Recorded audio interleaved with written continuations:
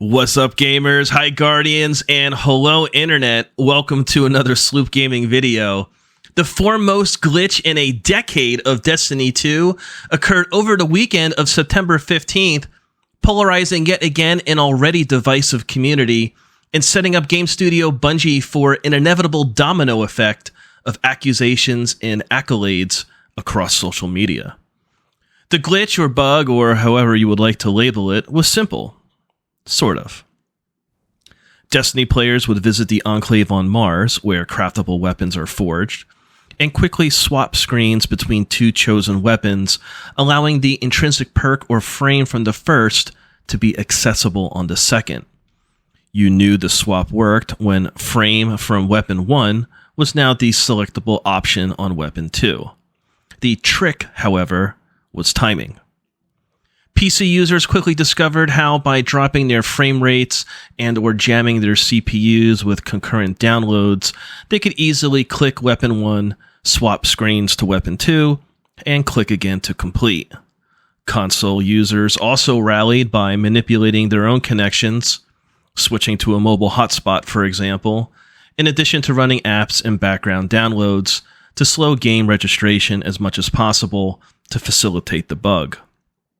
Overall, each weapon crafted was a bastardization of overpowered indulgence, trivializing every activity while literally breaking the game. Aggressive shotgun frames were being merged with auto rifles and grenade launchers, creating a shotgun pellet spread for each bullet or ammunition fired. The melting combo of Imperial Decree into either the Amit or Tarnation was a popular addiction. Even more outrageous was bringing exotic intrinsic perks such as Screaming Swarm from the Osteostriga into a legendary archetype like the Ikelos SMG. These are just examples of dozens of combinations without even highlighting leveling the illegal weapons to equip enhanced traits, which, although wasn't even needed, provided an outrageously fun yet chaotic weekend. So, how did this happen?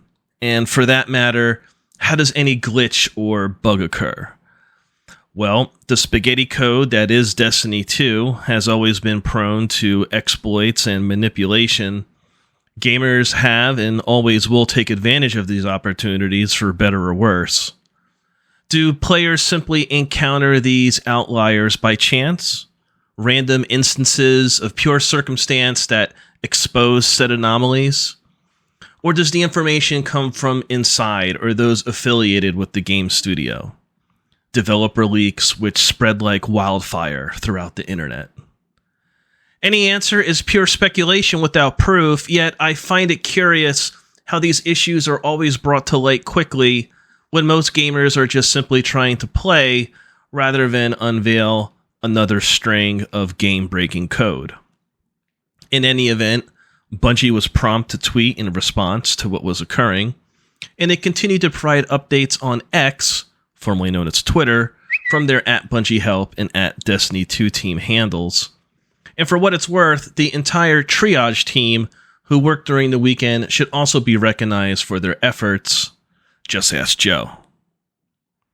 However, despite the welcome transparency and behind-the-scenes weekend work from Bungie, the Destiny 2 community via social media was exploding. I'm not referring to the myriad of how to craft glitched weapons or OMG, this is broken videos on YouTube, but rather inside the comment sections of said videos, threads on Twitter X, the Destiny 2 subreddit, and anywhere else this glitch of a decade was referenced or discussed.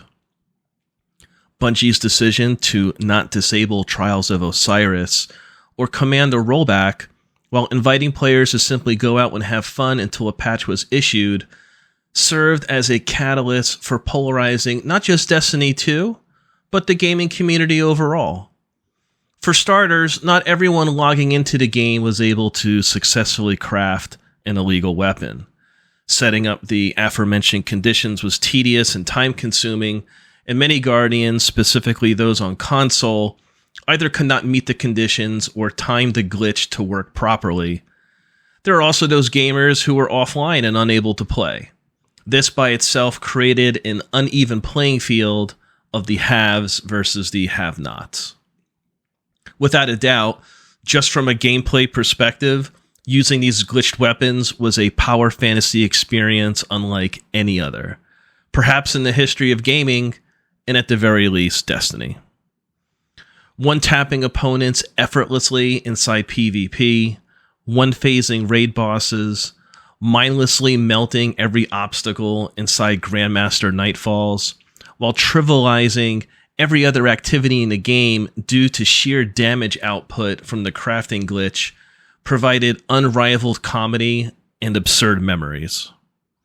In short, Destiny became a perverted cartoon without boundaries, stuck on instant replay after each pull of the trigger.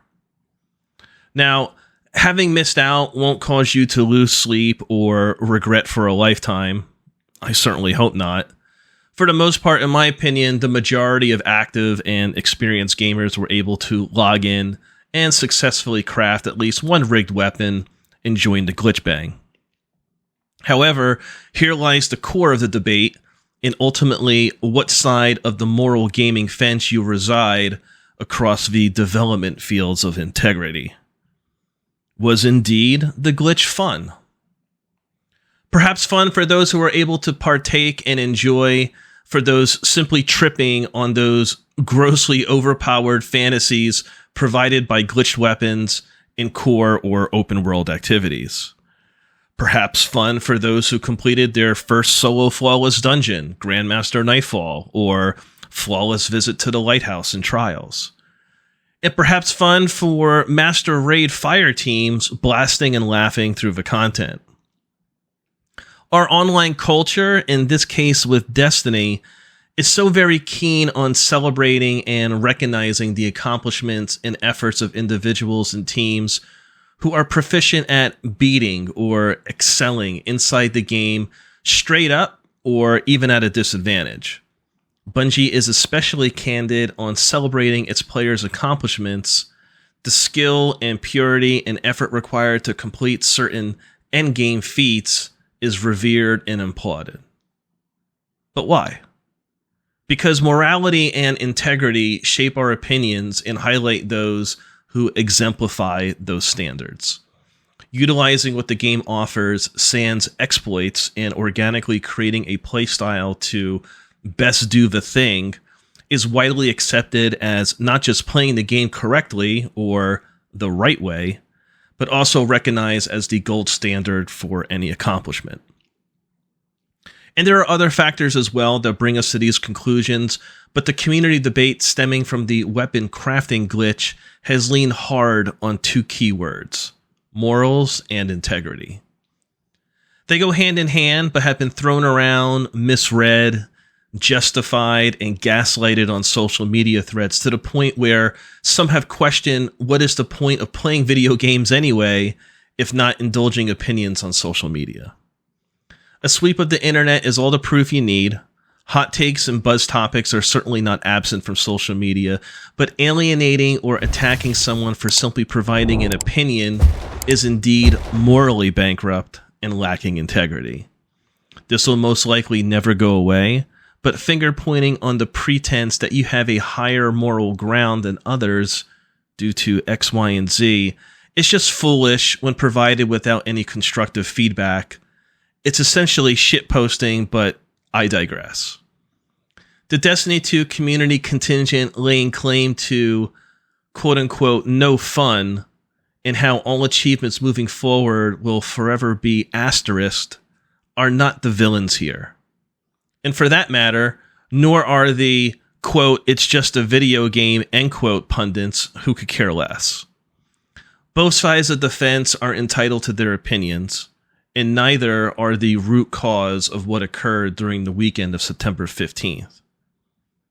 The developer of Destiny 2, Bungie, is responsible. Period. The bug is a result of their coding. Yes, they recognized the glitch and addressed the issue via their social media channels in a timely manner. And yes, Bungie also made it perfectly clear that nothing was going to change in-game before a patch was made or be rolled back afterwards. However, has a dangerous precedent been established by Bungie? Could this fiasco also spill over into the mindsets of other developers in their respective communities when and if a similar glitch occurs? Undeniably, Guardians and gamers alike throughout the remainder of Destiny's lifetime will always question other players' accomplishments post the greatest glitch in a decade. It will forever be a talking point, a debate on whether it was right or wrong to be credited with accomplishment when using such a gross enabling exploit. Whether it be through gear or emblems or triumphs earned, the integrity of those accomplishments and items earned will be suspect. Simply running an activity and the glitch being mentioned will instantly ping a user's moral compass and direct their thoughts to how much fun was being had by them, or perhaps at their expense. I feel Bungie was in a lose-lose situation when deciding to allow trials to play out and not issue any rollbacks after patch. Unless the studio states publicly how they feel philosophically on the debate and how technically they were positioned to go in either direction, the Destiny 2 and gaming community will be left in the dark, wondering why.